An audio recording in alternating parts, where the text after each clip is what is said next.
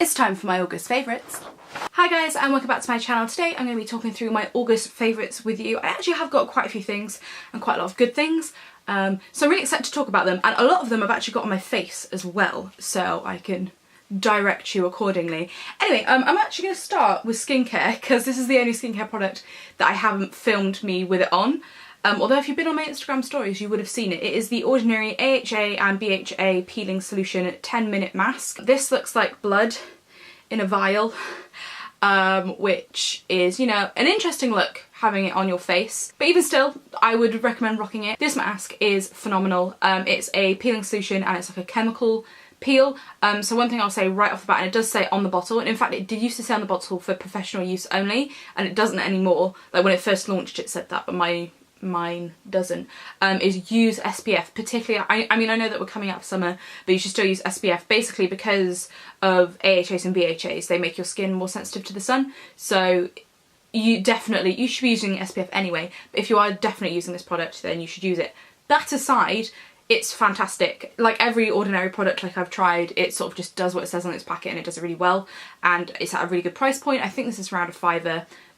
At most it's going to be £7, and I use this maybe once a week, again because of sort of the use with caution side of things. Like I'm not using it definitely not every day, maximum twice a week is what I'd be using this. I didn't actually ever find how many times it directed you to use it a week, but I'm going for about once.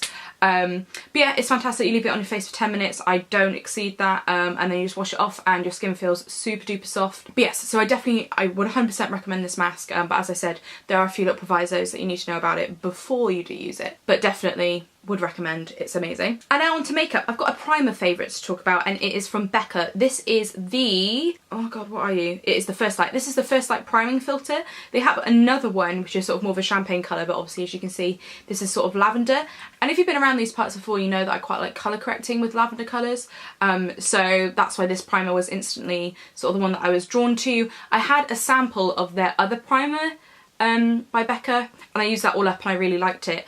So actually on QVC they have this like 4-piece set where it's this, it's one of their beach tints in guava, one of their poured highlighters, I believe in moonstone, and then a foundation which you get to pick obviously your shade. But this is the product that I have been using the most out of the 4 that I got together. Actually that's a really good set if you want to try Becca products out. I think it's about £40 for all 4. So that's like a tenner each, so you could buy like a primer from the drugstore for a tenner, whereas, you know, this one is super duper fancy. Anyway, when you pop it on, it just sort of like really, I don't want to say like it moisturises your skin, but it just like sort of like, it gives your skin like just life, and it works really well underneath makeup. I've been using it with a foundation favourite which I'll talk about in a sec, but also the Ordinary Coverage Foundation which I recommended last favourites that I did. Those have been working really well together.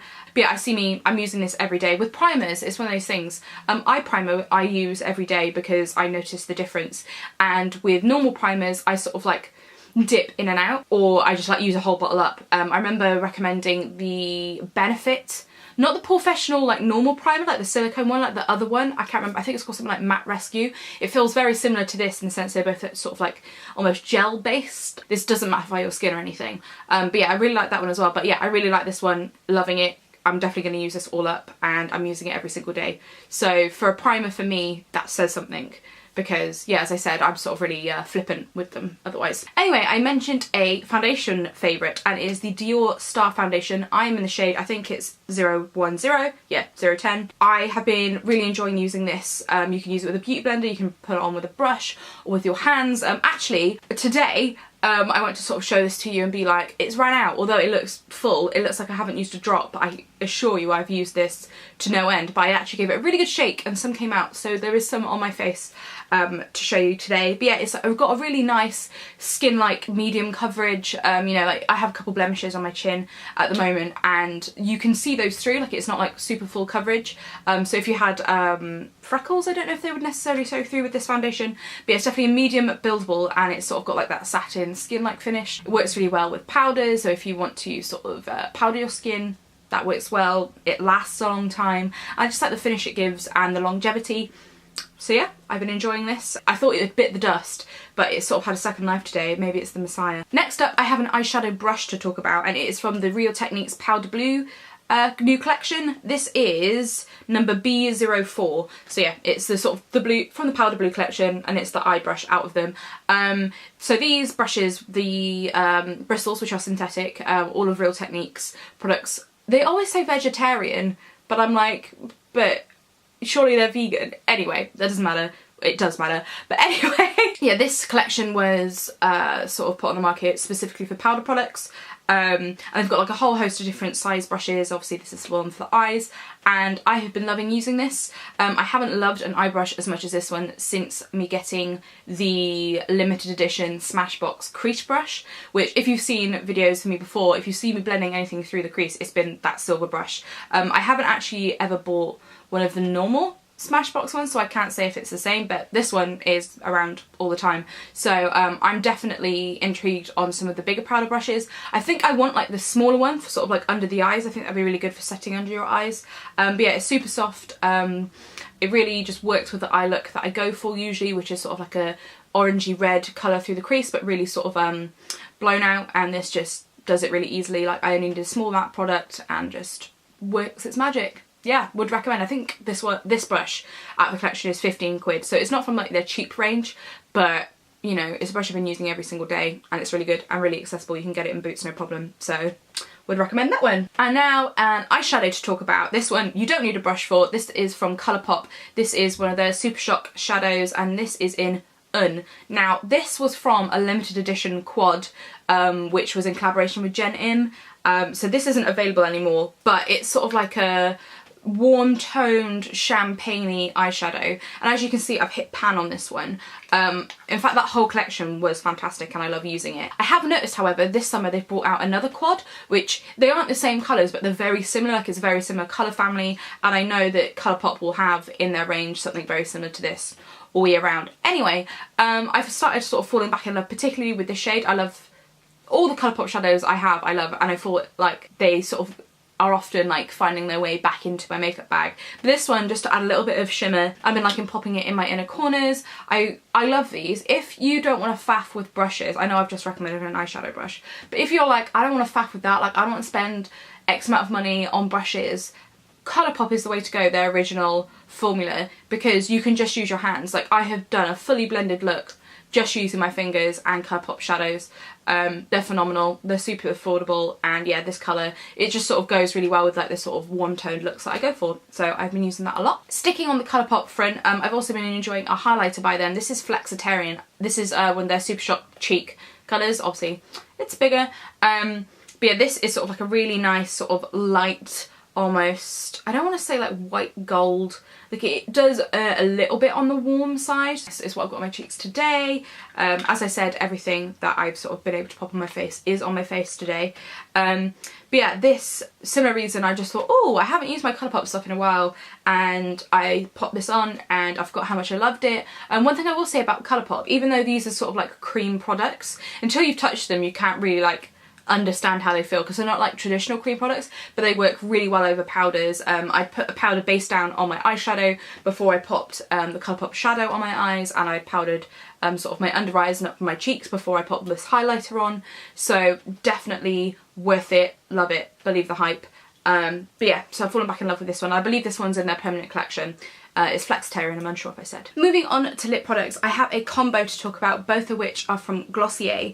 So I was just going to put the lipstick, this is the Generation G lipstick in Cake, in my favourites, but actually I'm unsure if it's in the makeup video I've already put up or the one I'm going to put up after this. I sort of like used it with the birthdaybalm.com. You can use any of the balm.coms for what I use it for, which I like to slather this on my lips before I start my makeup, and then sort of use, I have here it is, literally what I use today, textured cotton pads. So I use that to sort of like get the excess of the lip balm off, but also the excess like of my lips if they're a bit gack, and then pop this over the top. As I said, I've got the birthday one, but yeah, I've just been loving the way that looks. Like it's super duper natural on my lips, but it just adds that extra oomph. And what I would say definitely to exfoliate lips with this product, it is really sheer. It's like a sheer matte lipstick, like that's the formula, and you can pop it on easy. You can pop it on without a mirror on, no problem, particularly the nude colours. I know that you do have like a purple and a red as well. But I will say, because I like layering it up, because I do want it just to be that little bit extra pigment, if you sort of have dry lips, sort of it can obviously like sort of build up on it. So if you did one sweep you'd be fine, but if you're sort of like layering it up, you can definitely see it layering up. So that's why I would recommend I'd recommend exfoliating your lips anyway before you put a lip product on. But anyway, I would with this one. But yeah, it's just a really nice colour. So I bought the Phase 2 kit whilst I was in the States, and so like I had to pick a lipstick, so I picked this one, and I sort of thought I'd like take it or leave it, but actually it's what I've been reaching for most days. Just something easy that I don't have to worry about. Like, yeah, it does wear off when you're eating and stuff, but because it's so easy to apply, it's not, say, like a was definitely not like a liquid lipstick where, you know, yeah, they will have a lot more staying power, but obviously if that starts to like come off, that's more of an issue. That takes more of your time to sort of sort out. Whereas this one you can pop on without even worrying about it. So yeah, I've been loving both of these. This is also just a really good lip balm as well. Just really nice. And this is, as I said, the birthday one. It tastes like cake, and yeah, it's really nice and sparkly. But yeah, so I've been loving those two, but I do have a hairbrush favourite. Now, I know I have mentioned before the wet brush. My hair is all up in them. I use these products, so they are going to look a bit gack. So I know I've mentioned before the normal wet brush, love it to death. Literally to death, like this is on its last legs.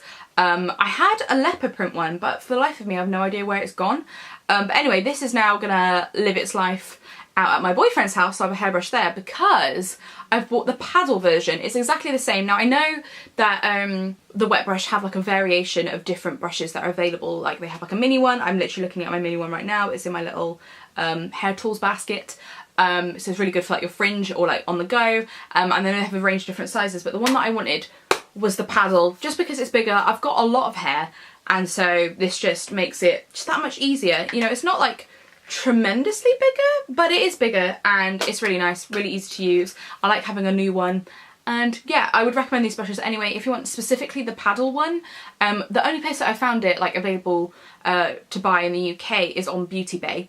So if you want specifically the paddle one, that's where you can get that. Whereas if you just want the normal one, you can get these in Boots and stuff, but I would go paddle, particularly if you've got a lot of hair like me. I would go pads. And moving on to non-beauty favourites, I have got a book to talk about. This is by Chuck Palahniuk, and this is Survivor. So I'm sure you've all heard of Fight Club, definitely film if you don't know. It was originally a book, and this was the sequel to Fight Club. How do you follow Fight Club, I hear you ask? If you wrote Fight Club, how would you follow it? You'd follow it with this book. So I'm very certain, if I haven't recommended The Girls on this channel, I'm very certain that I did. If I didn't, The Girls by Emma Klein is a phenomenal book. Everybody should read it.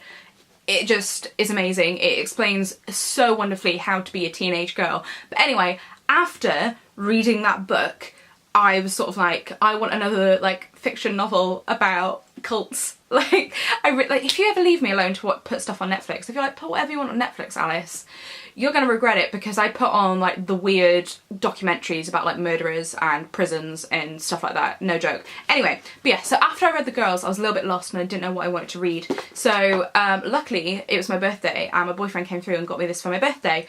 So this is basically, oh, and also if you've never read any Chuck Palahniuk books, he writes books in a really interesting format.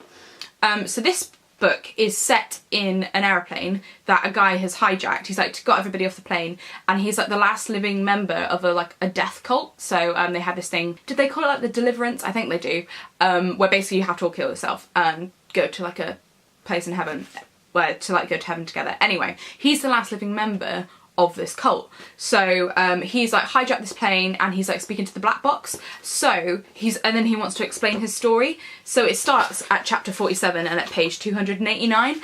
I am currently at page 125 and at chapter 25. And the chapters are quite short. But yeah, it's just a really good read. I just really, really enjoy it. I've tried reading one of Chuck Palahniuk's books before. It was Doomed? Or Damned. The first one I know they're sequels to each other. The first one, I think it is Damned actually, which is about a girl in hell. Oh, there's a truck outside my house.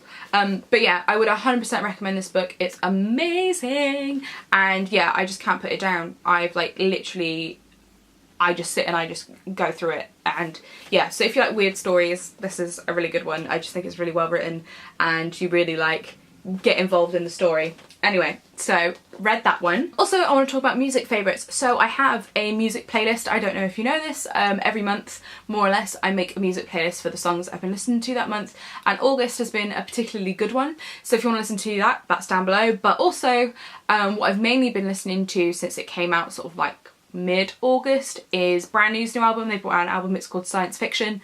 It's their first album in 8 years. I can't believe Daisy got released 8 years ago. Anyway, so I've been listening to a lot of that.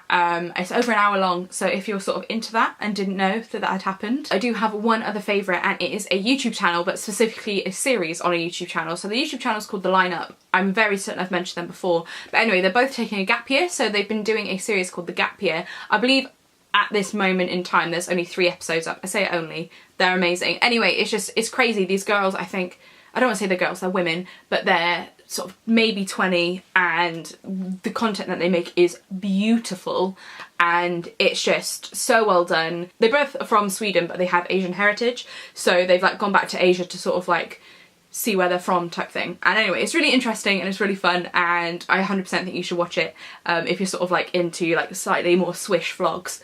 They've got it down to a T, so definitely watch those. I do want to mention my podcast. I don't know if you know, I have a podcast and we've got, I think, 11 episodes up at the moment. So if you want to go listen to that and you're into podcasts, you can go listen to that. It's just Abroad. You can search it on iTunes, literally type that in, like abroad. So go do that. If you haven't subscribed, please do. Also, if you have any recommendations for face powder, like specifically pressed face powder and colour correcting for dark circles, leave it down below if there's any that you would recommend. I'd love to hear from you. Anyway, thank you so much for watching, and I shall see you soon. Bye! Ooh, kicked the thing.